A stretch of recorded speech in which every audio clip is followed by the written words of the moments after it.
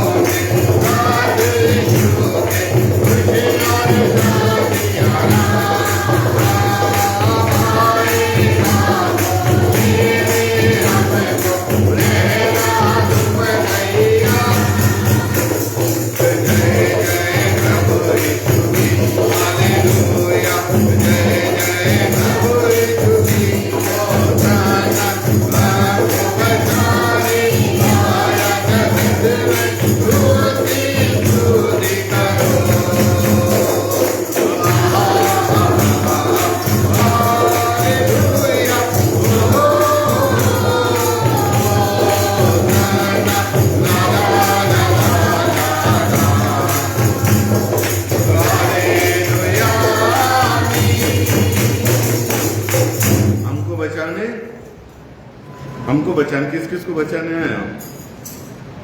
हाँ, हाथ खड़े करेंगे, उसी को बचाने आया प्रभु। किस किस को बचाने आया? अभी डर के मारे हाथ मत खड़े करो, बोलो हमको बचाने आया। डरोगे तो चेलों के समान मत बनो कि यीशु मसीह स्वर्ग पे चला गया तो चेले डर के मारे घर में बैठ गए ना। डर चला गया है उसके बाद, है ना। तो खुशी से करें, कलीसिया से अपना स्थान ग्रहण करें। बाइबल कहती है परमेश्वर ने हमें डर और भय की आत्मा नहीं दी है। जिसके अंदर डर की आत्मा है वह हाथ खड़े करे, और जिसके अंदर आनंद की आत्मा है वो भी खड़े करे।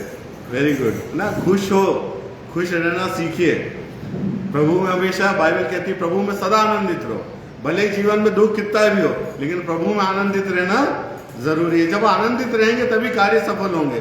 दुखी रहेंगे, निराश रहेंगे तो शैतान खुश होगा। फिर कौन खुश होगा? शैतान। और जब हम आनंदित रहेंगे तो कौन खुश होगा? प्रभु यीशु मसीह। तो हम सोचे हम शैतान को निराश रह के खुश कर रहे हैं कि आनंद बना के प्रभु यीशु मसीह को खुश कर रहे हैं। चलिए मेरे प्रियो, आइए अब समय है कि हम परमेश्वर के जीवित और सामर्थ्य वचनों की ओर अपने अपने मनों को लगाएं। मेरे प्रियो, एक बार फिर से आप सभी को मैं धन्यवाद देता हूं सुंदर आराधना के लिए, और हर एक प्रिय लोगों के लिए जो इस समय हमारे साथ लाइव जुड़े हैं। प्रभु आप सभी को भी बहुत से आशीष दे। प्रभु का धन्यवाद हो, निरंतर आप हमारे साथ बने रहते हैं प्रभु की महिमा को प्रकट करने के लिए, और प्रभु आप सभी को बहुत से आशीष दे। आइए मेरे प्रियो, अभी समय जो है अब वचन में जाने का है और वचन को समझने का भी है। मेरे प्रियो, केवल मैं बोलूं आप सुने यहाँ तक काफी नहीं रहेगा, परंतु मैं बोलूं और आप समझें, इस बात को भी जानने की आवश्यकता है। और जैसे आज हमने बाइबल पाठ के रूप में पढ़ा प्रेरितों के काम उसका पहला अध्याय और उसकी 1 आयत से लेकर के 5 आयत तक। प्रेरितों के काम उसका पहला अध्याय और उसकी 1 आयत से लेकर के 5 आयत तक। और जब हम इन 1 आयत से लेकर के 5 आयत तक पढ़ते हैं तो हम यहाँ पर बहुत सारी बातों को पाते हैं, और इन सब बातों को पाते हैं जो प्रभु यीशु मसीह के जी उठने के बाद, दुख उठाने के बाद, जैसा कि तीसरा वचन कहता भी है कि उसने दुख उठाने के बाद बहुत से पक्के प्रमाणों से अपने आप को उन्हें जीवित दिखाया और 40 दिन तक उन्हें दिखाई देता रहा और परमेश्वर के राज्य की बातें करता रहा। मेरे प्रियो, प्रभु यीशु मसीह फिर से जी उठा है। हम 2 हफ्तों से और उसके पहले से भी यही बात कर रहे हैं जब से हमने पुनरुत्थान का दिन बनाया है। और मेरे प्रियो, केवल कहानी वहां पर बातें करते हुए वहीं खत्म नहीं हुई, लेकिन उसके बाद में भी प्रभु यीशु मसीह अपने लोगों से क्या करता रहा? बातचीत करता रहा। बाइबल में लिखा है, मैं नहीं कह रहा हूं, बाइबल में लिखा है। और बातचीत किस प्रकार से बातचीत कर रहा था? किससे कहानी नहीं सुना रहा था, वो बातचीत कर रहा था परमेश्वर के राज्य की। और मेरे प्रियो, जब हम इस वचनों को पढ़ते हैं तो यहाँ पर हम और भी बहुत सारी बातों को इसी प्रकार से देखते हैं। और जो सबसे मुख्य बात मेरे हिसाब से आज के लिए जो मुख्य बात है जिसे हम देखते हैं, जो हमारे साथ साथ रहता है, हमारी अगुवाई करता है, हमारे साथ साथ चलता है, जैसा मैंने अपने गीत में गाया कि जय कौन प्राप्त करता है? जो परमेश्वर की संगति में रहता है, उसके साथ साथ चलता है। और उसके विषय में यहाँ पर वचन हमें बताता है, और वो कौन है? पवित्र आत्मा के विषय में। और बाइबल हमको बताती है, जब हम 4 और 5वीं आयत को पढ़ते हैं, कृपया कोई पढ़िए क्या लिखा है वहां पर। और उनसे मिलकर उन्हें आज्ञा दी, यरूशलेम को न छोड़ो, परंतु पिता की प्रतिज्ञा के पूरे होने की बाट जोते रहो, जिसकी चर्चा तुम मुझसे सुन चुके हो। क्योंकि यूहन्ना ने तो पानी में बपतिस्मा दिया है, परंतु थोड़े दिनों के बाद तुम पवित्र आत्मा से बपतिस्मा पाओगे। हाँ, बाइबल कहती है वचन 5 के आखिरी लाइन में, परंतु थोड़े दिनों के बाद तुम पवित्र आत्मा से बपतिस्मा पाओगे। प्रभु यीशु मसीह परमेश्वर के राज्य की बातें कर रहा है। प्रभु यीशु मसीह परमेश्वर के राज्य के बारे में और बता रहा है, क्योंकि उसके जाने का समय नजदीक आ चुका था, स्वर्गारोहण का समय नजदीक था। वे चाहता था कि और भी बातें चेलों को जो अभी तक उसने नहीं बताई है या उनके ऊपर नहीं प्रकट हुई है, उन बातों को भी वो बताए। और उसके बाद प्रभु यीशु मसीह बोलता है चेलों को या उन सब लोगों को जो वहां उपस्थित है कि थोड़े दिनों के बाद तुम पवित्र आत्मा से बपतिस्मा पाओगे। लेकिन मेरे प्रियो, आज का जो मेरा विषय है वो पवित्र आत्मा के विषय में नहीं है। क्योंकि मेरे प्रियो, अभी पेंतीकोस्त का दिन थोड़ा सा दूर है। अगर हम जिस हिसाब से चलते हैं बाइबल के हिसाब से, उस हिसाब से अभी पेंटिकोस्त का दिन दूर है, लेकिन यहाँ पर केवल चर्चा हो रही है। वो बाइबल हमको ये बताती है कि प्रभु कहता है कि थोड़े दिनों के बाद तुम पवित्र आत्मा का बपतिस्मा पाओगे। लेकिन मेरे प्रियो, जब हम पवित्र आत्मा के विषय में बात करते हैं, जब हम पवित्र आत्मा के विषय में सोचते हैं या पवित्र आत्मा को प्राप्त करने के विषय में जानकारी लेते हैं, तब मेरे प्रियो कई बार हम एक बात को, जो मुख्य बात भी मेरे हिसाब से मैंने आज निकाली है आप लोगों के लिए, उस बात को अधिकतर मनुष्य नजरअंदाज कर देता है, उस बात को वो भूल जाता है या उस बात की ओर ध्यान ही नहीं देता। बाइबल कहती है, क्या लिखा है, परंतु थोड़े दिनों के बाद तुम पवित्र आत्मा से बपतिस्मा पाओगे। थोड़े दिनों के बाद, उस समय में, उस काल में जो बातचीत हो रही थी, उस समय के बारे में प्रभु यीशु मसीह अपने चेलों से और उन सब लोगों से जो वहां उपस्थित है उनसे वो कहता है कि थोड़े दिनों के बाद तुम पवित्र आत्मा का बपतिस्मा पाओगे।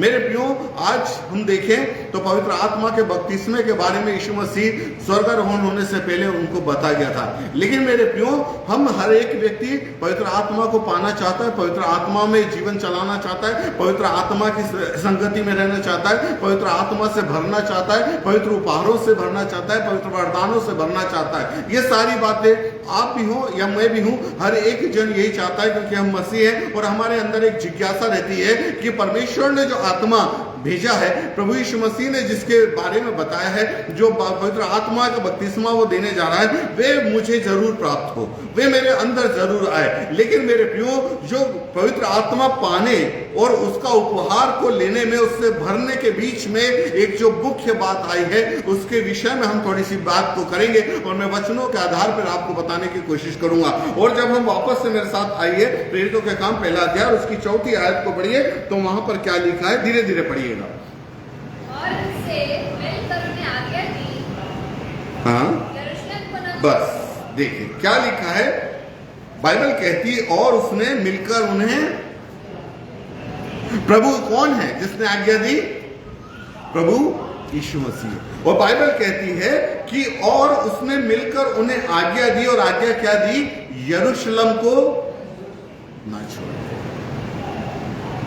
प्रभु यीशु मसीह जो देना चाहता था परमेश्वर की ओर से, जो तुम प्राप्त करने वाले थे, प्रभु यीशु मसीह की ओर से जो हम प्राप्त करने वाले हैं या आज भी हम प्राप्त करते हैं मेरे प्रियो, उसके पहले प्रभु यीशु मसीह ने चेलों को क्या कहा? उनसे मिलकर उन्हें क्या करा? एक आज्ञा दी। मेरे प्रियो, जब हम पवित्र उपहारों को पाने की इच्छा रखते हैं, जब हम पवित्र जो वरदान है उससे भरना चाहते हैं, जब हम पवित्र आत्मा से भरना चाहते हैं, तो सबसे पहले हमको ये बात ध्यान में रखना चाहिए, क्या हम परमेश्वर की आज्ञा को मानते हैं? क्या हम उसके पुत्र प्रभु यीशु मसीह की आज्ञा को मानते हैं? यीशु मसीह डायरेक्ट कह सकता था कि तुम्हारे ऊपर कुछ दिनों के बाद पवित्र आत्मा उतरेगा, लेकिन बाइबल में ये लिखा है, इसका मतलब उस बात का कोई आधार था, उस बात का कोई मतलब था। और इसीलिए जब 4वीं आयत को पढ़ते हैं, 4th वर्ष को पढ़ते हैं, तो वहां पर लिखा है और उसने मिलकर उन्हें आज्ञा दी, और फिर आज्ञा के बारे में लिखा है, यरूशलेम को मत छोड़ो परंतु पिता की उस प्रतिज्ञा के पूरे होने की। अब मेरे प्रियो, यहां पर कहानी में बदलाव यह आता है कि क्या चेलों ने आज्ञा को माना? आज्ञा को माना कि नहीं माना? माना। अब इसको इस हिसाब से सोचिए कि अगर चेले आज्ञा नहीं मानते तो क्या होता? पवित्र आत्मा उतरता, पवित्र आत्मा से भरते, पवित्र वरदान मिलते? हो सकता है नहीं, या हो सकता है और समझाइश के बाद। ये कार्य क्यों हुए? क्योंकि बाइबल कहती है, जैसा वचन पढ़ा है, कि उसने मिलकर उनको आज्ञा दी और चेलों ने उस आज्ञा को माना। और मेरे प्रियो, जब चेलों ने उस आज्ञा को माना तो चेलों ने क्या करा? यरूशलेम को नहीं छोड़ा। चाहते तो मेरे प्रियो यरूशलेम को वो छोड़ देते, क्योंकि वहां पर उस समय जो हो रहा था वो उनके लिए विपरीत परिस्थिति थी। वो चाहते तो यीशु मसीह जब उनसे बातचीत करा था, वो उसके पहले, दिखने के पहले, या यीशु मसीह के क्रूसिफिकेशन के बाद, कई जगह हम पाते भी डर के मारे बंद थे, सब कुछ था, लेकिन मेरे प्रियो वो यरूशलेम को उन्होंने छोड़ा नहीं था। मेरे प्रियो, सबसे पहली बात जो हम देखते हैं कि आज अगर हम सोचते हैं कि मैं पवित्र वरदानों से भर जाऊं, पवित्र परमेश्वर की आत्मा से भर जाऊं, जो सहायक परमेश्वर ने हमको देने की बात कही है, जो वचन हमको कहता है कि प्रतिज्ञा के पूरे होने की जो बात जो रहे, मेरे प्रियो, आज हम में से हर एक जन जो इन बातों को पाना चाहता है, सबसे पहले इस बात को जानने के और समझने की आवश्यकता है कि क्या मैं आज्ञाकारी हूं, क्या मैं परमेश्वर के वचन को सुनने में और उस पर चलने में आज्ञाकारी हूं, क्या मैं प्रभु पर विश्वास करने में आज्ञाकारी हूं, क्या मैं प्रभु के आत्मा से भरने में आज्ञाकारी हूं, क्या मैं परमेश्वर की उस बात को समझने में, जो परमेश्वर अपने वचनों के द्वारा हमसे बातचीत करता है, क्या मैं आज्ञाकारी हूं। मेरे प्रियो, जब आप आज्ञाकारी होंगे तभी आप पवित्र आत्मा से, पवित्र वरदानों से भरे जाएंगे। मेरे प्रियो, वहां पर जिस प्रकार से यीशु मसीह कहता है, उसने मिलकर उन्हें आज्ञा दी, यरूशलेम को न छोड़ो, परंतु पिता की उस प्रतिज्ञा को पूरे होने की वाट जोते रहो, जिससे की चर्चा तुम मुझसे सुन चुके हो। मेरे प्रियो, क्या आप प्रभु के प्रति विश्वासी हैं? क्या आप विश्वास में आज्ञाकारी हैं? क्या आप प्रभु की आज्ञा जो उसने हमें वचनों के माध्यम से दी है, क्या हम उन वचनों के प्रति आज्ञाकारी हैं? क्या हम वचनों को सुनने में, पढ़ने में और उसे समझने में आज्ञाकारी हैं? मेरे प्रियो, ये तीनों बातों को बाइबल हमको बताती है, मैं अपने मन से नहीं बता रहा हूं। मेरे प्रियो, बाइबल बताती है जब परमेश्वर अपने लोगों को, इस्राएलियों को मिस्र देश से निकाल करके लाया, तब उसने मूसा को पहाड़ पर क्या दिया था? क्या दी थी? क्या दिया था? आज्ञा दी थी। वे आज्ञा क्यों दी थी? व्यवस्था विवरण 6 को पढ़िए, क्या लिखा है? जल्दी जल्दी खोलिए व्यवस्था विवरण 6 उसका 1 पहला पद, क्या लिखा है?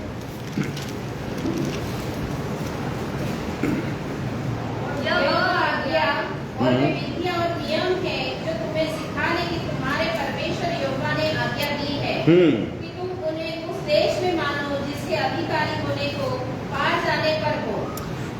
उस देश में मानो जिसके तुम क्या हो रहे हो? अधिकारी हो। समझिएगा मेरे प्रियो, जब परमेश्वर हमको कुछ देना चाहता है, जब परमेश्वर से हम कुछ प्राप्त करना चाहते हैं, जब परमेश्वर हमको कोई अच्छी बात देना चाहता है, तो हर एक बातों के पहले परमेश्वर, बाइबल बताती है, हमें एक आज्ञा देता है। मेरे प्रियो, आज जो पवित्र आत्मा के विषय में प्रेरितों के काम 1 अध्याय 1 से 5 में लिखा है, उसको पाने से पहले प्रभु एक आज्ञा दे रहा है चेलों को और उन सब को जो समय में वहां पर उपस्थित थे। वहां पर लिखा है, उसने मिलकर उन्हें आज्ञा दी कि यरूशलेम को मत छोड़ो। मेरे प्रियो, अगर चेले यरूशलेम को छोड़ देते, आज्ञा का उल्लंघन कर देते, तो वे कभी भी पवित्र आत्मा से नहीं बढ़ते, वो प्रतिज्ञा कभी भी पूरी नहीं होती। इसका उदाहरण मैं आपको इसलिए देना चाहता हूं, परमेश्वर ने, जो हमने व्यवस्था विवरण 6:1 को पढ़ा, उसमें लिखा है उस जगह के अधिकारी, जिस जगह को मैं तुमको दे रहा हूं, वहां कैसी जगह थी? वहां दूध और मधु की धाराएं बहती थी। उस जगह में जाने के लिए तुम आज्ञाकारी हो जाओ, उस जगह को प्राप्त करने में तुम आज्ञाकारी हो जाओ, उस जगह को हासिल करने में तुम आज्ञाकारी हो जाओ। क्यों नहीं हो पाए उस जगह के अधिकारी? क्योंकि रास्ते में आज्ञाओं का उल्लंघन बाइबल हमको बताता है। रास्ते में बाइबल बताती है कि कई लोगों ने रास्ते में जो है आज्ञाओं का उल्लंघन करा। मेरे प्रियो, अगर आप मत्ती रचित सुसमाचार और उसके 28वें अध्याय को निकाले तो वहां पर इस प्रकार से लिखा है, 16 से 20 तक पढ़िए। मत्ती रचित सुसमाचार 28 अध्याय 16 से 20 तक क्या लिखा है वहां पर?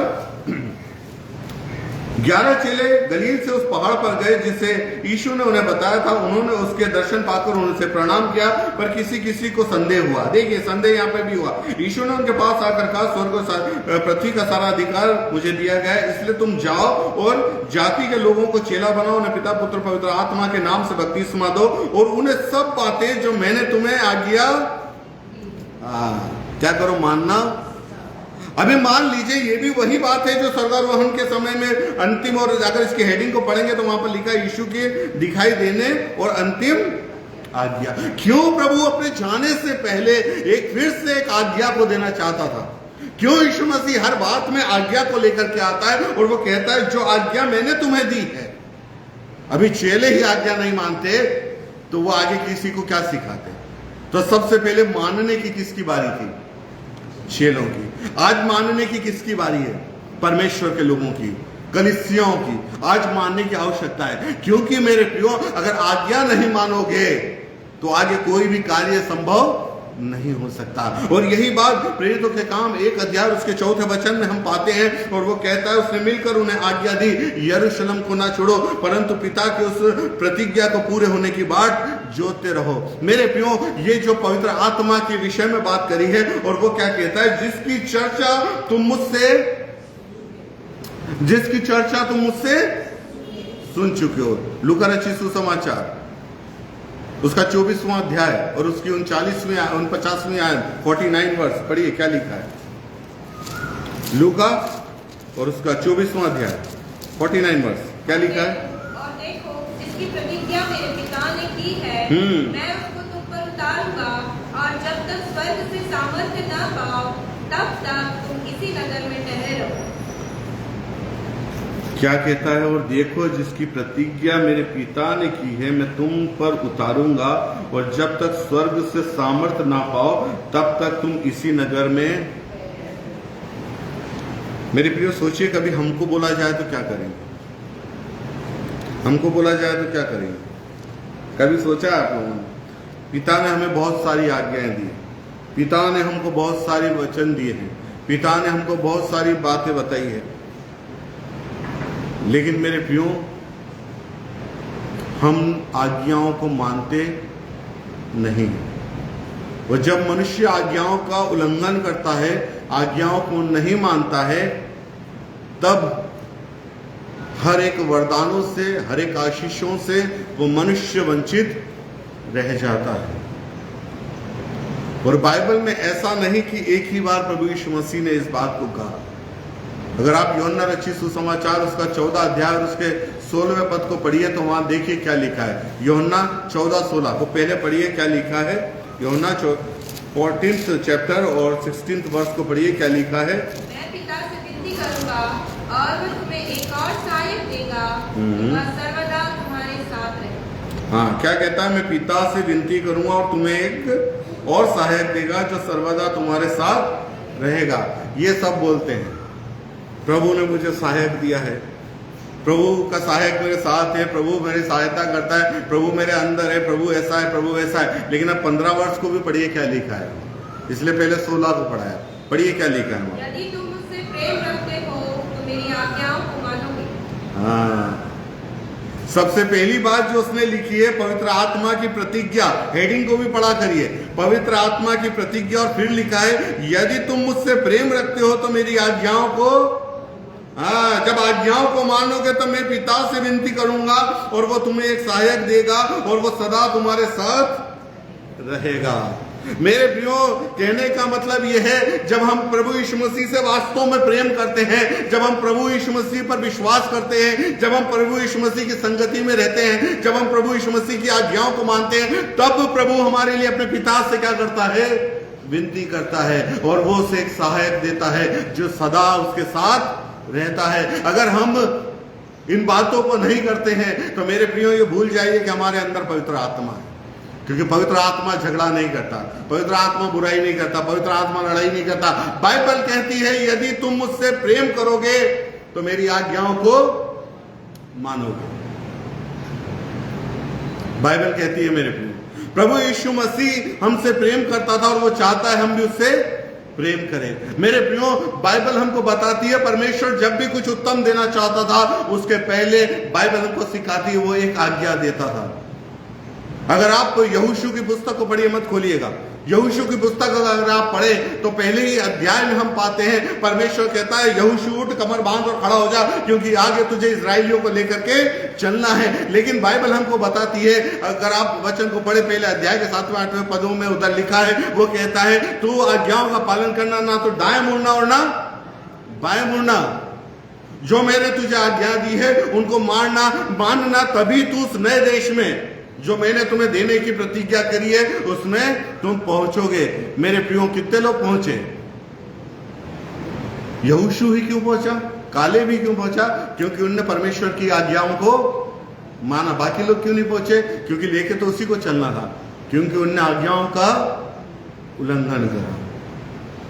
मेरे प्रियो, प्रभु ने ऐसा नहीं कहा था कि यहोशू तेरे को, कालेब को बस 2 को दूंगा, बाकी को तो मैं ऐसे घुमाने ले जा रहा हूँ, 40 वर्ष तक घुमाऊंगा, जंगल की यात्रा कराऊंगा। ऐसा कहा था क्या?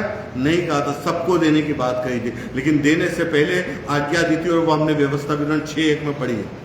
मेरे प्रियो, बाइबल बताती है, अगर आप उत्पत्ति की किताब को खोलिए, उत्पत्ति की पुस्तक में उसके पहले अध्याय में हम पाते हैं, उत्पत्ति की पुस्तक और उसका पहला अध्याय को अगर हम पढ़ें तो वहां पर इस प्रकार से, माफ कीजिएगा, दूसरा अध्याय निकालिए, पहला नहीं दूसरा, उसके 15वें आयत को पढ़िए, क्या लिखा है?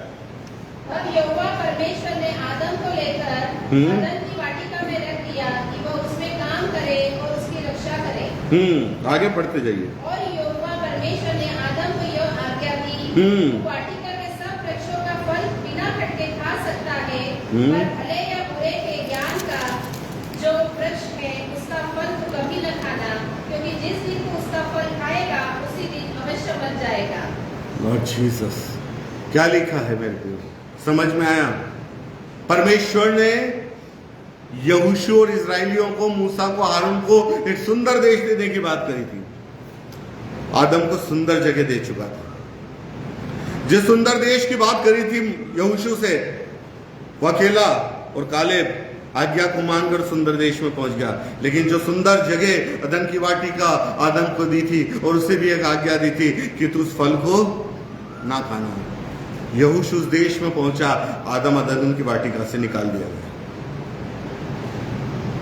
क्यों? आज्ञा ना मानने के कारण।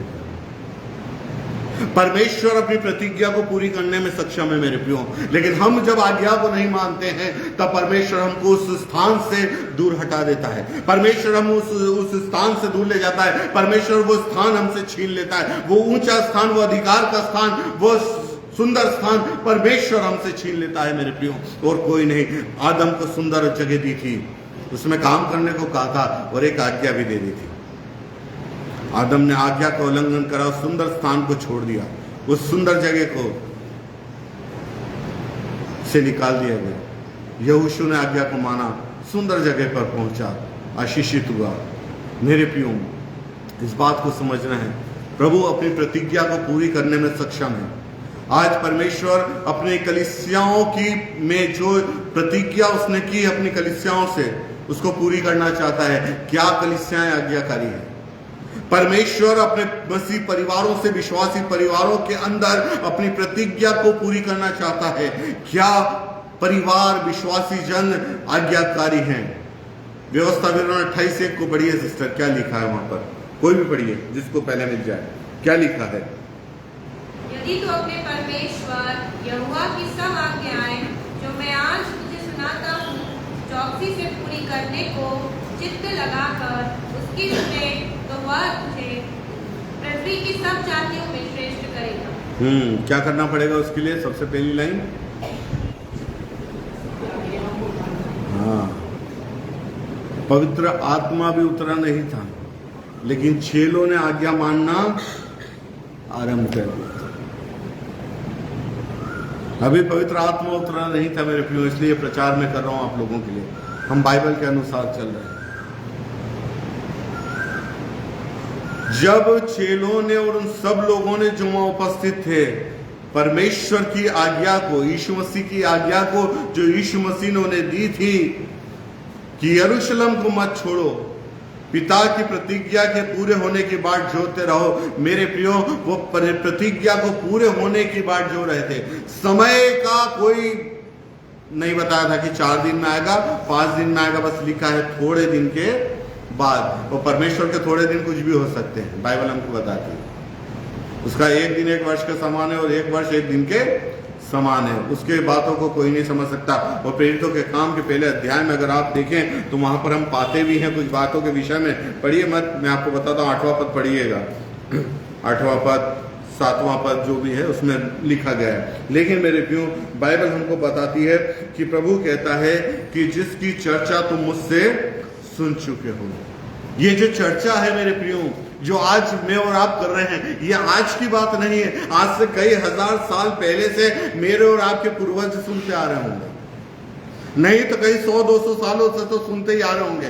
इसकी चर्चा, ये जो चर्चाएं विषय होता है, ये जो चर्चाओं की बातें होती है, ये आज की नहीं है, ये हम कई बार सुनते आ रहे हैं। लेकिन क्यों हम पा नहीं पा रहे हैं, इस बात को सोचने में किसी का पास समय नहीं है मेरे ख्याल से।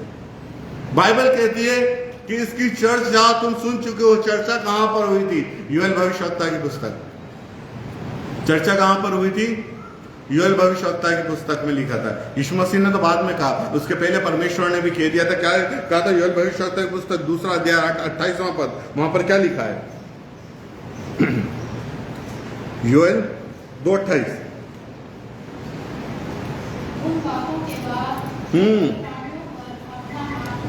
हाँ, देखिए धीरे धीरे क्या लिखा है। उन बातों के बाद मैं अपना आत्मा, हाँ, उन बातों के बाद। कौन सी बातें थी? जिनका पूरा होना जरूरी था। वो आज्ञाओं का पूरा होना जरूरी था। वो प्रभु यीशु मसीह का हमारे लिए मारा जाना, गाड़ा जाना और तीसरे दिन मुर्दों में से जी उठना होना जरूरी था। बाइबल कहती है उन बातों के बाद मैं अपना आत्मा सब मनुष्यों पर भेजूंगा। सब मनुष्यों पर भेजने की बात करी थी, फिर इक्का दुक्का को मिलता, बाकी क्यों रह जाते? क्योंकि सब आज्ञाओं को नहीं, सब आज्ञाओं को नहीं मानते। बाइबल आज्ञाओं पर भी चलती है। कुछ लोग बोलते हैं विश्वास पे ही चलती है, ऐसा नहीं है। आप प्रकाशित वाक्य तक देख लीजिएगा, आज्ञा मिलेगी आप लोगों को। अगर आप बाइबल के खोजिए तो पा लिया होगा, नहीं है तो फिर से खोजिएगा। आज्ञाओं पर चलना ही परमेश्वर की प्रतिज्ञा को पूरा करने का एक नियम है मेरे प्रिय। वो कहता है कि इन बातों के बाद मैं अपना आत्मा सब मनुष्यों पर उंडेलूंगा। बाइबल बताती है कितने लोग बैठे थे पेंटिकुस्त के दिन? किसी को गिनती याद है? यीशु मसीह के स्वर्गारोहण के बाद कितने लोग प्रार्थना करने बैठे थे, ये बता दीजिए। हाँ हाँ, बोलिए, जोर के बोलिए, कोई दिक्कत नहीं। कितने? 120। चेले कितने थे? मैं अपना आत्मा उन सब मनुष्यों पर उंडेलूंगा जो मेरी आज्ञाओं पर चलते हैं। जब यीशु मसीह ने कहा यरूशलेम को मत छोड़ो, तो बाइबल बताती है वहां स्त्रियां भी थी और पुरुष भी थे, और वे सब, बाइबल अगर आप प्रेरितों का काम पहला अध्याय उसके 15वें आयत को पढ़िए, माफ कीजिए 14th वर्ष को पढ़िए, तो वहां लिखा है ये सब कई स्त्रियां और यीशु की माता मरियम और उसके भाइयों के साथ एक चित होकर क्या कर रहे थे?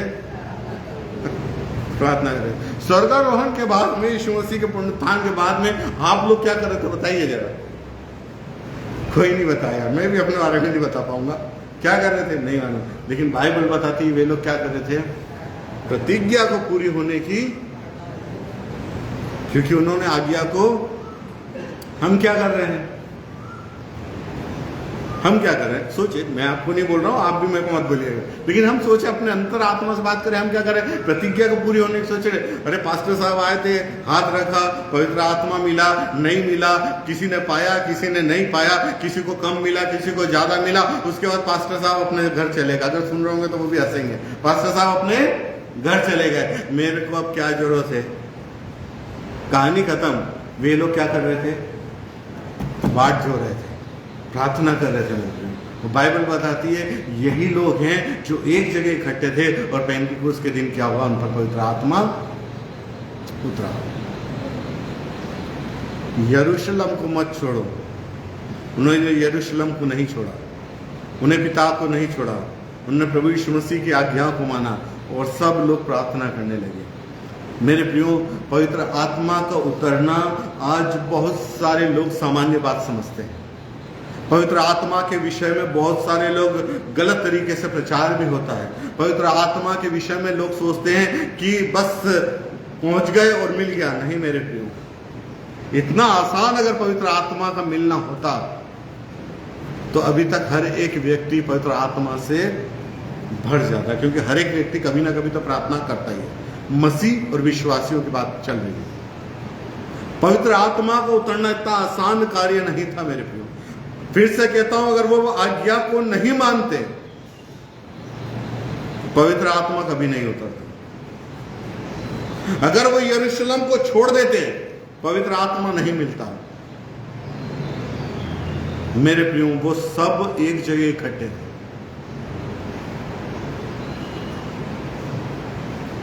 इसलिए प्रेरितों के काम 9वें अध्याय में हम चीज पाते हैं।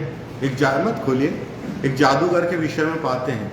वो पवित्र आत्मा पैसे देकर लेके पहुंच गया, पतरस के पास गया, ये ले नोट गिन, तू तो 2-2 हजार रुपए मोदी साहब ने चला दिए हैं, ये गिन और दे तू तो मेरे को पवित्र आत्मा, ताकि मैं भी जो चमत्कार तू कर रहा हूं वो करने लग जाऊं। ऐसी कहीं कहानी नहीं है मेरे प्रियो बाइबल में यीशु मसीह के द्वारा। पवित्र आत्मा के विषय में हमको बहुत ही संजीदगी से सोचना पड़ेगा, बहुत ही गहराई से विचार करना पड़ेगा कि वास्तव में पवित्र आत्मा है क्या। पैसे देकर अगर पवित्र आत्मा पा लेते तो उस समय शमौन जादूगर भी पा लेते। पैसे देकर अगर पवित्र आत्मा पा लेते तो यरूशलेम के और भी निवासी जो वहां पर यीशु मसीह को क्रूस पर चढ़ाया था वो भी पा लेते। या बिना आज्ञा माने अगर पवित्र आत्मा मिलता तो मेरे प्रियो आज बहुत तेरे लोग पवित्र आत्मा से भर जाते। लेकिन मेरे प्रियो बाइबल कहती है कि यरूशलेम को मत छोड़ो, प्रतिज्ञा के पूरी होने के बाद जो होते रहो, प्रार्थना करते रहो। मेरे प्रियो बाइबल हमको सिखाती है। आज मेरे प्रियो हमको जानने की आवश्यकता है कि वास्तव में पवित्र आत्मा हमारे जीवन में क्यों भेजा गया।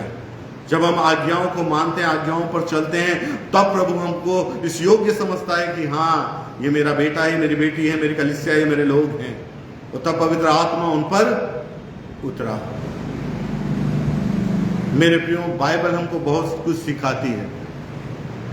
पवित्र आत्मा के विषय में आज भी बहुत से लोग अनजान हैं, सोचते हैं पैसे देने के द्वारा पवित्र आत्मा से भर जाएंगे। लेकिन बाइबल में आज से कई हजार साल पहले ही शमौन जादूगर के द्वारा बता दिया गया था, ये काम पैसों के द्वारा नहीं हो सकता है। सबसे पहले शिक्षा ये देना चाहिए कि आज्ञाओं पर चलो, प्रभु को ग्रहण करो, प्रभु में विश्वासी रहो, ऑटोमेटिकली प्रभु का आत्मा आप पर उतर आएगा। मेरे प्रियो बाइबल हमको सिखाती है। आज के समय में मेरे प्रियो जिस प्रकार से वचन कहता है, अगर 7वां पद में आपके लिए पढ़ ही देता हूँ, 6वां और 7वां। उन्होंने इकट्ठे होकर उनसे पूछा, हे प्रभु क्या तू इस समय इजराइल का राज्य फेर देगा? उसने उनसे कहा, उन समय और कालों को जानना जिसको पिता ने अपने अधिकार में रखा है तुम्हारा काम नहीं, परंतु जब तुम पवित्र आत्मा का सामर्थ पाओगे तब तुम सामर्थ पाओगे और यरूशलेम और सारी यहूदिया और सामरिया में और पृथ्वी की छोर तक मेरे गवाह होंगे। मेरे प्रियो बाइबल बताती है कि वो पवित्र आत्मा से भर गए। वे अन्य भाषाएं बोलना, वे परमेश्वर के यीशु मसीह पर विश्वास करना और विश्वास के द्वारा लोगों के बीच में प्रभु यीशु मसीह के सुसमाचार को बांटना, इस प्रकार से बताता है कि वे प्रभु के पवित्र आत्मा की सामर्थ से भर गए थे, जो उन्होंने विश्वास से ठहरे रह करके पाया था। अभी चर्च के बाद मैं आपको बोलता हूं शाम तक रुकिएगा, मैं खुद चले जाऊंगा, आप लोग रुकिएगा, देखता हूं क्या कितने लोग रुकते हैं। मेरे प्रियो नहीं रुकेंगे, सबको काम रहता है, चेलों को भी होगा, उनका भी परिवार था। बाइबल कहती है तुम सामर्थ पाओगे और पवित्र आत्मा से भर जाओगे। अभी एक चीज और मैं आपको बताता हूं, मेरे मन में बहुत समय से बहुत सारी बातें चल रही थी, उन बातों को मैंने कुछ चीजों से रखा है। और मेरे प्रियो जब बाइबल हमको बताती है मरकुस रचित सुसमाचार में, और बाइबल कहती है मरकुस रचित सुसमाचार 16वें अध्याय में, और वहां पर एक वचन आया है, 15 पद से पढ़िए कोई भी। और उसने उनसे कहा, तुम सारे जगत में जाकर सारी सृष्टि के लोगों को सुसमाचार प्रचार करो। आगे पढ़ते जो जाइए। विश्वास करे और बपतिस्मा ले उसी का उद्धार होगा, परंतु जो विश्वास न करेगा वह दोषी ठहराया हाँ, जो विश्वास करे और बपतिस्मा ले उसी का उद्धार होगा। प्रभु हमको कौन सा बपतिस्मा देने जा रहा था? पवित्र आत्मा का। उसके लिए चेलों को क्या करना था? आज्ञा मानी थी और विश्वास के द्वारा वहीं रुकना था। बाइबल यही कहती है कि जो विश्वास करे और बपतिस्मा ले उसी का उद्धार होगा। यह बात चेलों के लिए लागू नहीं थी, लेकिन मैं चेलों के थ्रू आपको बताने की कोशिश कर रहा हूं, क्योंकि चेलों को तो बोला था कि सारे जगत में जाओ, लोगों सुसमाचार का प्रचार करो। लेकिन आगे वचन कहता है विश्वास करने वालों में, अब देखिए, विश्वास करने वालों में ये चिन्ह होंगे कि वे मेरे नाम से दुष्ट आत्माओं को निकालेंगे, नई नई भाषा बोलेंगे, सांपों को उठा लेंगे, और यदि वे प्राणनाशक वस्तुएं भी पी जाए तो भी उनकी कुछ हानि ना होगी। वे बीमारों पर हाथ रखेंगे और वे चंगे, वे क्या हो जाएंगे? आदि बातों को हम कई लोगों के जीवन में पाते हैं और आदि बातों को हम कई लोगों के जीवन में नहीं पाते। एक बार बहुत पहले मैंने इस बात को समझाया भी था। बाइबल कहती है यदि वे प्राणनाशक वस्तुएं भी पी जाए तो भी कुछ हानि ना होगी। कितने लोग विश्वास करते हैं यीशु मसीह को? हाथ खड़े करिए, ईमानदारी से खड़े करिए। सब लोग करते हैं। प्रभु का आशीष है। ये बताइए आप कितने लोग प्राणनाशक वस्तुएं पी जाएंगे अगर आप विश्वासी हो?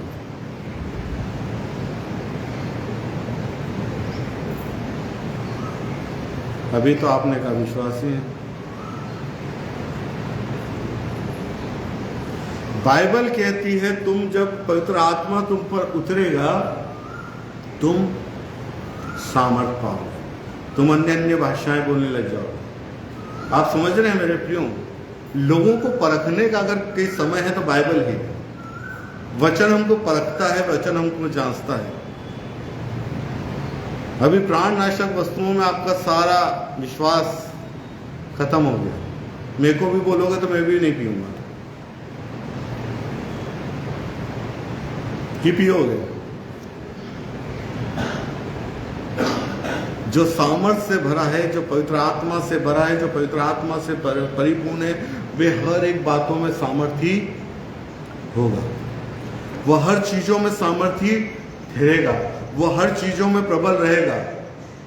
वो हर चीजों में प्रभु के अनुसार चलेगा।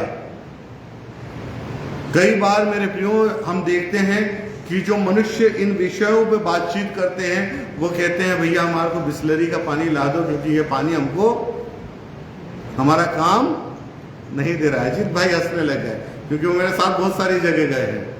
तो वो आशीष दे भाई को क्यों ऐसा कहते हैं? बाइबल में तो लिखा है तुम विश्वासी हो, तुम प्राणनाशक वस्तुएं पी जाओगे, कोई हानि नहीं होगी, नल का पानी नहीं पी पा रहे हैं। तो क्या समझे हम इस बात को? बाइबल बताती है मेरे प्रियो कि चेलों ने हर उस काम को प्रकट किया जो बाइबल में लिखी गई थी। वे प्रेरित ऐसे ही नहीं खिलाए। मेरी ओर से आप एक बार फिर से इन नए नियम के सुसमाचारों को छोड़ने के बाद में आप केवल रोमियो, कुरिन्थियों और प्रेरितों के काम को पढ़िए, आपको मालूम पड़ेगा चेलों ने क्या क्या किया। पवित्र आत्मा से भरा हुआ व्यक्ति वही है जो सारी आज्ञाओं का पालन कर लेता है और विश्वास में दृढ़ बना रहता है। पहले बाइबल हमको बताती है कि चेले चंगा करने से घबराते थे, या ये कहें कि चेलों से चंगे भी नहीं हो पाते थे। लेकिन बाद में बाइबल ये बताती है कि उसके रुमाल भर से लोग चंगे हो जाते थे, उसकी छाया पड़ने से लोग चंगे हो जाते थे। किसकी छाया पड़ने से? मुंह में मत बोलो। किसकी छाया पड़ने से लोग चंगे हो जाते थे? कौन था? कौन था? हाँ, और किसके रुमाल के द्वारा लोग चंगे हो जाते थे? मेरे प्रियो, इसको कहते हैं पवित्र आत्मा की सामर्थ्य। मैं आपको थोड़ा सा खुल के प्रचार करने के मूड में था, और इसी को कहते हैं पवित्र आत्मा की सामर्थ्य। पवित्र आत्मा के पाए हुए वे लोग नहीं हैं जो थोड़े दिन के बाद पवित्र आत्मा को भूल जाते हैं और शोकित करते हैं, लड़ाई झगड़े बुराइयां या सांसारिक अभिलाषाओं में पड़ जाते हैं। मेरे प्रियो, मुंह से गंदी गंदी बातें करते हैं, गंदी गंदी गालियां निकलती है, घर में लड़ाई झगड़े होते हैं, बाहर आके पवित्रता बताते हैं या झूठ के प्रेरित होते हैं, ये सब बातें नहीं है मेरे प्रियो। पवित्र आत्मा से भरे हुए लोग वे लोग हैं जिनके ऊपर जो सामर्थ्य उतरा था, उसके बाद में लोग वैसे से काम करने लगे थे, वे हैं पवित्र आत्मा से भरे लोग। इसलिए उनको परमेश्वर ने प्रेरित कहा, उनको प्रेरित की उपाधि दी गई। प्रेरित की उपाधि थी, छोटी उपाधि नहीं है मेरे प्रियो। आप सोचिएगा, वो प्रेरितों के बाद में जो आए उनको प्रेरित बोला क्या? उनके तीमुथियुस क्या बोला गया? तीमुथियुस को क्या बोला गया? प्रेरित बोला गया, चेला बोला गया? किसका चेला? ऐसा क्यों नहीं बोला कि ले मैं भी प्रेरित तू भी प्रेरित, मैं भी प्रेरित तू भी प्रेरित, मैं भी चेला तू भी चेला? ऐसा कहीं बात हुई क्या? प्रेरितों में वो बात थी मेरे, परमेश्वर का आत्मा और सामर्थ्य उनको उतरा था मेरे को, और उसके बाद उनके अंदर से वो डर, वो भय, वो चिंता, वो फिक्र, वो घर की लालसाएं, वो अभिलाषाएं, वो सांसारिक जीवन सब कुछ चला गया था। वो मेरे प्रियो, जब वे पवित्र आत्मा से भर गए तो मेरे प्रियो उनके अंदर वो सारी सांसारिक अभिलाषाएं खत्म हो गई, क्योंकि उन्होंने अपना सब कुछ बेचकर अब लोगों को देना आरंभ कर दिया था और परमेश्वर के राज्य का कार्य आरंभ कर दिया था। ये थे पवित्र आत्मा से भरे हुए लोग, पवित्रता से परिपूर्ण हुए लोग। परमेश्वर का आत्मा आज्ञा मानने वाला आत्मा है मेरे। वे लोग जो परमेश्वर से प्रेम करते हैं और उसकी आज्ञाओं को मानते हैं, उनके लिए वो सहायक के रूप में एक पवित्र आत्मा प्रदान किया गया है मेरे प्रियो। पवित्र आत्मा उनके जीवन में जिस प्रकार से काम करता है, आपके जीवन में अगर सोचिए, बुरा मत मानिएगा मेरे प्रियो, या मेरे खुद के जीवन से आप मैं बताता हूँ, आप छोड़िए मैं खुद के, अगर मेरे को क्या पवित्र आत्मा ऐसा कहेगा कि जा अब संसार देखे तो चर्च खत्म हो गया, तूने प्रचार भी कर लिया, अब जाओ थोड़ा सांसारिक अभिलाषाओं को पूरी कर, और मैं आपको दूसरी दुकानों पे या दूसरी जगहों पे पाया जाऊं या दूसरी जगहों पर मैं कुछ करता हुआ पाया जाऊं, तो क्या आप बोलेंगे अरे अभी तो पवित्र आत्मा की बात कर रहा था, अभी तो ये यहाँ घूम रहा है, इसको पवित्र आत्मा से भरे हुए लोग बोलेंगे? नहीं बोलेंगे। पवित्र आत्मा के चलाए चलने वाले वही लोग हैं जो पवित्र आत्मा के चलाए चलते हैं। पवित्र आत्मा हमको बाजारों में नहीं लेके जाता, पवित्र आत्मा हमको ठेले चौपाटियों पर नहीं लेके जाता, पवित्र आत्मा हमको गलत गलत जगहों पर नहीं लेके जाता। इसलिए मेरे प्रियो, वे लोग एक जगह जो ठहरे थे, उनने परमेश्वर के पुत्र की आज्ञा को माना, वो कहीं घूमने नहीं गए, वो एक ही जगह इकट्ठे होकर के प्रार्थना कर रहे थे। और तब बाइबल बताती है, वो समय के बारे में भी हम बात करेंगे और उस दिन और खुल करके पवित्र आत्मा के विषय में हम जानेंगे। और उस दिन पवित्र आत्मा उन पर उतरा, और केवल उन पर नहीं, वहां ठहरे हुए हर एक लोग जो चेलों के साथ थे। मेरे प्रियो, बाइबल हमको आज्ञाकारी बनाती है। उसने कहा, फिर से वापस उसी वर्ष को मैं पढ़ता हूं, और वचन कहता है, प्रेरितों के काम पहला अध्याय और उसकी 4थी आयत को फिर से पढ़िए, क्या लिखा है? और उसने मिलकर उन्हें आज्ञा दी, हाँ, यरूशलेम को न छोड़ो, परंतु पिता की उस प्रतिज्ञा के पूरे होने की बाट जोते रहो, जिसकी चर्चा तुम मुझसे प्रभु यीशु मसीह ने चर्चा करी, जो सुन चुके थे चेले। क्या करने को बोला था? चेले बनाने को बोला था, बपतिस्मा देने को बोला था, सुसमाचार के फैलाव करने को बोला था। ऐसा कहीं नहीं बोला था कि लड़ाई झगड़े करना या कहीं और कुछ करना। जो काम उसने बोले थे वही मानने के बाद, आज्ञा मानने के बाद उन्होंने करना आरंभ कर दिया था, जब पवित्र आत्मा का सामर्थ्य उनको उतरा था। मेरे प्रियो, पवित्र आत्मा को मनुष्य बहुत हल्के में लेता है। पवित्र आत्मा को मनुष्य बहुत हल्के में लेता है मेरे प्रियो। पवित्र आत्मा इतनी छोटी चीज नहीं है जो ऐसे ही किसी बर्तन में भर दी जाए। पवित्र आत्मा परमेश्वर का आत्मा है। इसलिए बाइबल कहती है कि सब बातें क्षमा कर दी जाएगी, लेकिन पवित्र आत्मा के विरोध में की गई बातें क्षमा नहीं की जाएगी। पवित्र आत्मा के विरोध की बातें क्या है? प्रभु, मैं पवित्र आत्मा से भरा हूं और बाहर जाके गड़बड़ कर रहे हैं, ये पवित्र आत्मा के विरोध की बातें हैं। कहीं पर भी चेलों ने विरोध प्रकट नहीं किया, कहीं पर भी चेलों ने गलत काम नहीं किया। जिसने किया था, पवित्र आत्मा पाने से पहले ही दूर हट गया था। पवित्र आत्मा के विरोध में अगर कोई कार्य करोगे तो उसको क्षमा नहीं मिलेगी। क्यों नहीं मिलेगी मालूम है मेरे को? परमेश्वर आया, परमेश्वर ने अपने लोगों को चलाया, परमेश्वर ने अपने लोगों को संभाला, अगुवाई में लेकर के चला, गलतियां भी माफ करी, भविष्यवक्ताओं के द्वारा बोला, सब कुछ करा। फिर प्रभु यीशु मसीह आया, प्रभु यीशु मसीह ने भी हमको क्षमा किया, हमारे पापों को उठा लिया, अपने लहू बहुमूल्य लहू बहा दिया, हमको पापों की क्षमा मिल गई। अब क्या है? पवित्र आत्मा है, ये क्षमा नहीं करेगा। सोचिए मेरे को, जो आज्ञाएं प्रभु ने आज से बहुत समय पहले दे दी गई थी, उन्हीं आज्ञाओं को प्रभु अभी भी हमसे चाहता है कि हम उनको माने। एक व्यक्ति कहता है, धनी पुरुष, कि मैं तो सारी आज्ञाओं को मानता हूं। वो कहता है ठीक है, एक और मान ले। क्या कर? अपने पड़ोसी से अपने समान प्रेम कर।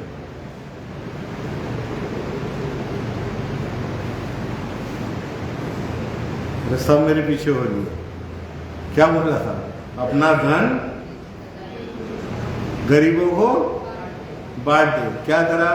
आज्ञा नहीं मानी, अनंत जीवन का वारिस होने से रुक गया। उसी प्रकार से प्रभु यीशु मसीह कहता है, मैं एक नई आज्ञा तुम्हें देता हूं, अपने पड़ोसी से अपने समान प्रेम कर। अब आप एक दूसरे पड़ोसी, मेरा तो कोई भी नहीं आजू बाजू, सोच लीजिए, बात कर लें कि ये मैं इससे प्रेम करता हूँ, ये मेरे से करते हैं कि नहीं करते हैं। मेरे प्रियो, बाइबल हमको शिक्षा देता है, और जो सहायक है वो कहता है, बाइबल कहती है, वह सदा तुम्हारे साथ रहेगा। अभी आपके साथ भी है।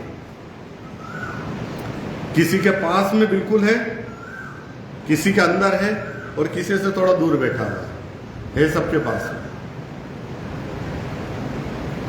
जो शोकित करता है, दुखित करता है, उससे और दूर दूर चले जाता है, एक एक बेंच छोड़ते चले जाता है, और आखिरी में दरवाजे से बाहर हो जाता है।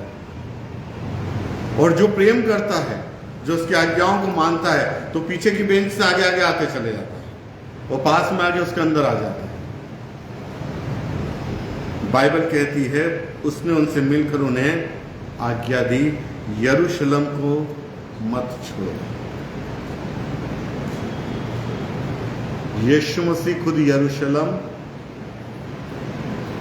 अगर उसको छोड़ दिया तुमने, तो कभी भी आशीष नहीं पाओगे। हमको छोड़ना नहीं, हमको ठहरे रहना है, पिता की उस प्रतिज्ञा के पूरे होने की बाट जोना है। क्योंकि बाइबल कहती है योएल 2:28 में कि मैं अपना आत्मा सब पर उंडेलूंगा। उसमें आपका भी नाम है, उसमें मेरा भी नाम है, उसमें छोटे बच्चों का नाम है, उसमें वो बुजुर्गों का भी नाम है। लेकिन उतरेगा तभी जब आप उसकी आज्ञाओं को पूरी रीति से पालन करेंगे। नहीं तो बाजू वाले के पास उतर जाएगा, आपके जीवन में कभी भी नहीं आ पाएगा। उसके लिए फिर से आपको इंतजार करना पड़ेगा। इसलिए मेरे प्रियो, आज्ञा का पालन करते रहें। परमेश्वर ने जो आज्ञाएं दी है उसका निरंतर पालन करते रहें, ताकि परमेश्वर अपनी प्रतिज्ञा हमारे जीवन में, हमारी कलीसिया में, हमारे परिवारों में, हमारे बच्चों में पूरी करने की सोच ले। क्योंकि परमेश्वर ने तो कहा है, जो प्रतिज्ञा मैं तुम्हारे विषय में की है उसे मैं पूरी करूंगा। जो कल्पनाएं मैं तुम्हारे विषय में पूरी करता हूं वे हानि की नहीं परंतु लाभ की, और एक दिन वो पूरी होगी। ये कल्पना परमेश्वर ने आज से हजारों साल पहले कर दी थी, योएल भविष्यवक्ता के द्वारा बोल दी गई थी, और प्रभु यीशु मसीह के द्वारा प्रकट भी कर दी थी। क्योंकि वो कहता है, तुम इसकी चर्चा मुझसे सुन चुके हो। लूका 24 उसके 49 वर्ष में भी लिखा हुआ है। तो आज मेरे प्रियो, जब तक हम पेंतीकुस्त के दिन तक ना पहुंचे, अभी टाइम है। कितने दिन के बाद पेंतीकुस्त का दिन आया था?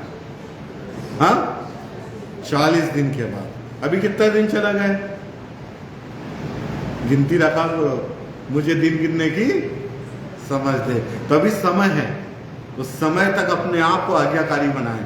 हो सकता है हम पेंतिकुस के दिन, उसी दिन पवित्र आत्मा का अभिषेक हमारे जीवन में उतरे, हम भी पवित्र आत्मा से भर जाएं, हमारे अंदर भी पवित्र आत्मा की उपस्थिति हो जाए, हम भी उस दिन के बाद से पवित्र आत्मा के चलाए चलने लग जाए।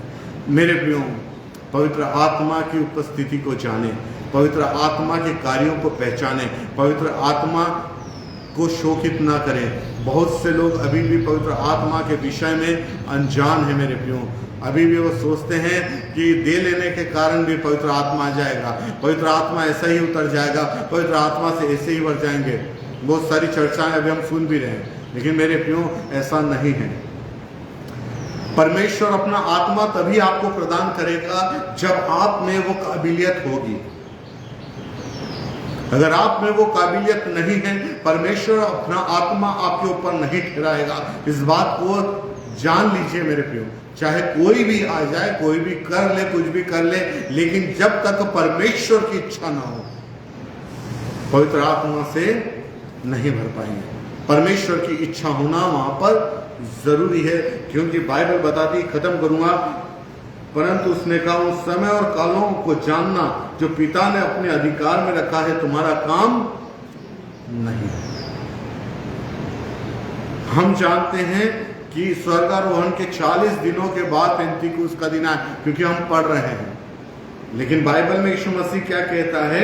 बाइबल में वो कहता है कि थोड़े दिनों के, कोई दिन भी नहीं दिए थे परमेश्वर के पुत्र ने, उनने बस इतना कहा था थोड़े दिन के बाद। और एक और आयत को पढ़ देता हूं, तीसरा प्रेरितों के काम 1:3 वहां पर लिखा है, उसने दुख उठाने के बहुत से पक्के प्रमाणों से अपने आप को उन्हें जीवित दिखाया और 40 दिन तक वह उन्हें दिखाई देता रहा और परमेश्वर की राज्य की बातें करता रहा। आज मेरे प्रियो, परमेश्वर उस दिन के आने के पहले तक, आपको भरने के पहले तक परमेश्वर और भी अद्भुत बातें आप पर और भी अलग अलग प्रकार से प्रकट करेगा। आप बाइबल को पढ़ते रहिए, प्रार्थना करते रहिए, प्रभु आप पर प्रकट करेगा। और दूसरे वर्ष में लिखा है, उस दिन तक जब तक वो प्रेरितों को जिन्हें उसने चुन लिया था पवित्र आत्मा के द्वारा आज्ञा देकर ऊपर उठाया ना गया। मैं पीछे से आगे चल रहा हूं, फिर से वही बात है, जब तक उसने आज्ञा देकर ऊपर उठाया ना गया। आज्ञाओं को मानना, उससे स्मरण करना, उससे सीखना आरंभ कर दीजिए। परमेश्वर आपका अपना आत्मा आपको प्रदान कर देगा।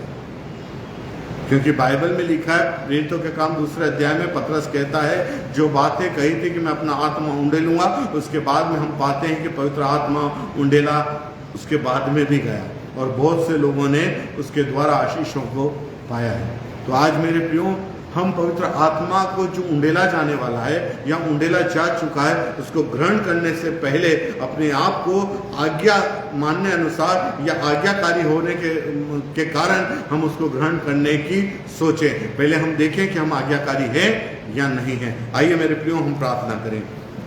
भैया अगर कोई नाम है तो दीजिए। मैं सिस्टर आपके लिए प्रार्थना करता हूँ।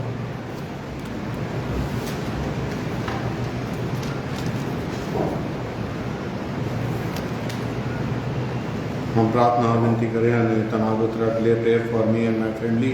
हम प्रार्थना करते हैं महिमा टोकनों के लिए, prayer for my father in law, hormone उनका प्रॉब्लम है हार्मोन्स में। और Rupali please prayer for me. Kamal Shah prayer for my family, ये नेपाल से हैं। Mahesh Kumar prayer for my family.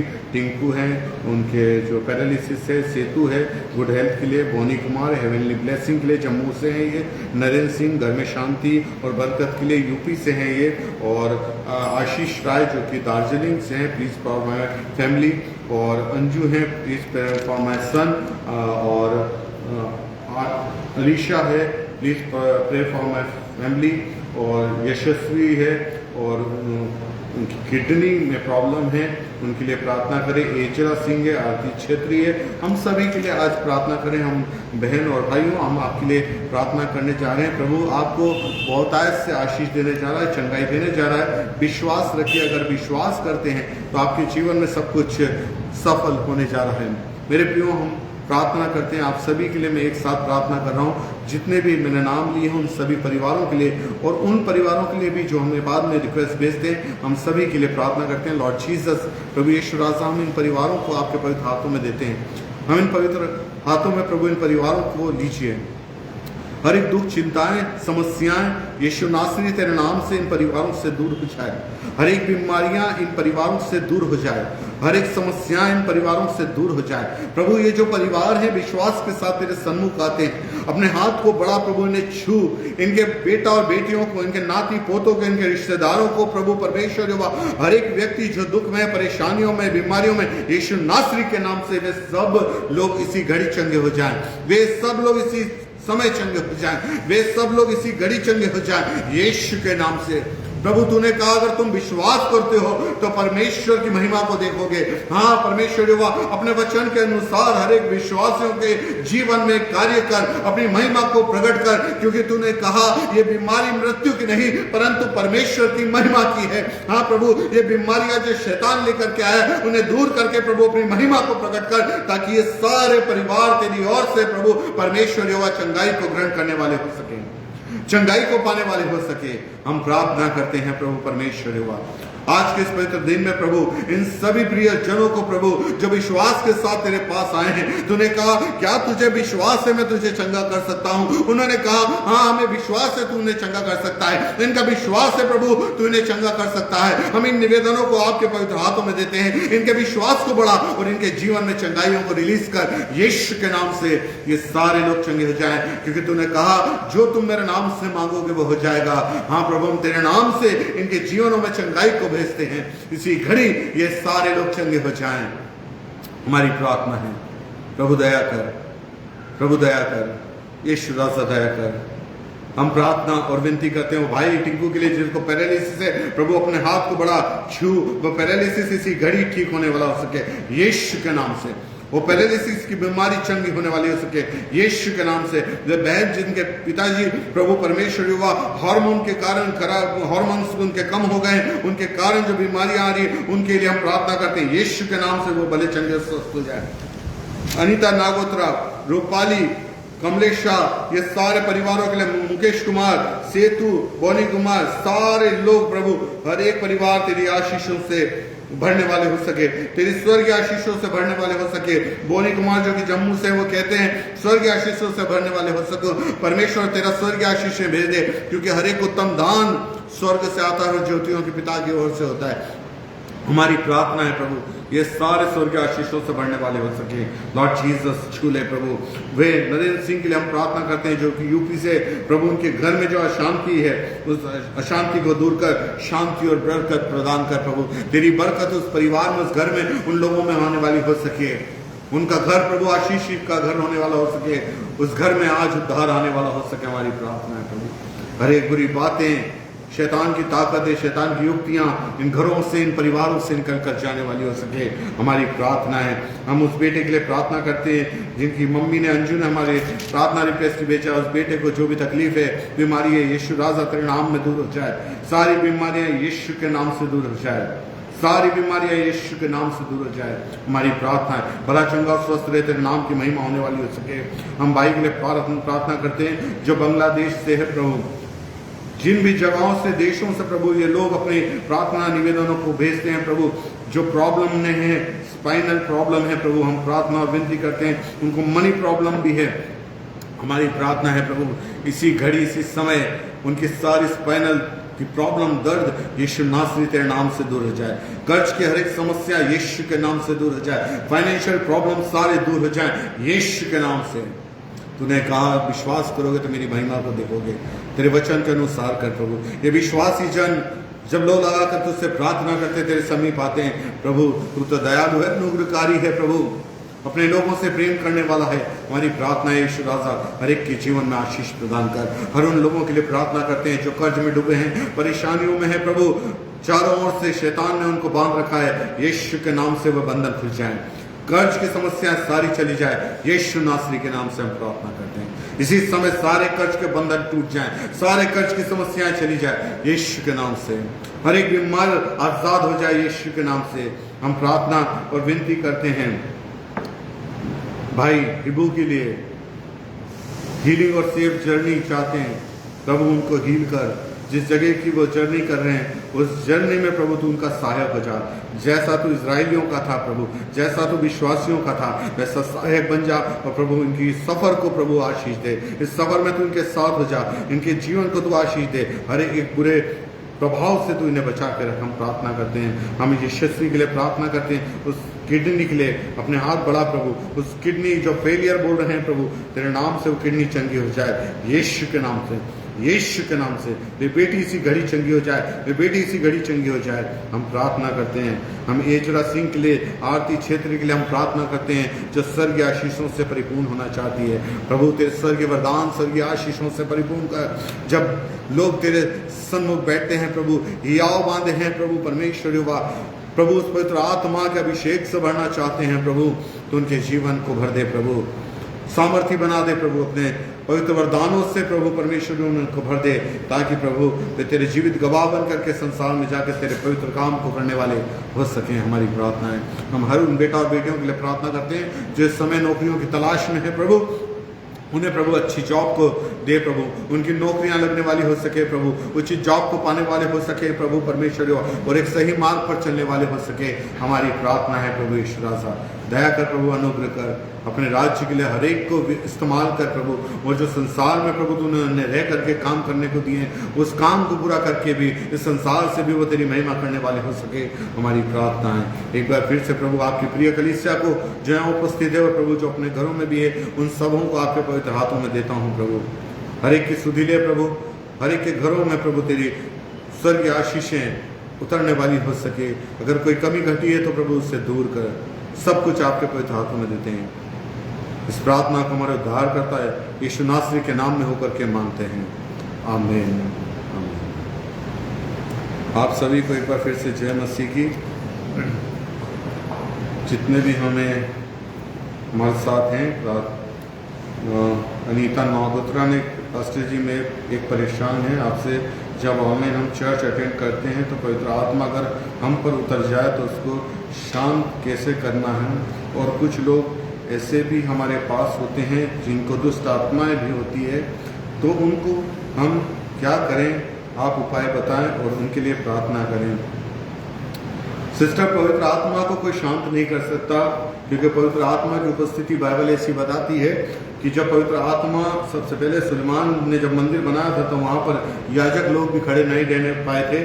तो पवित्र आत्मा को कोई शांत नहीं कर सकता।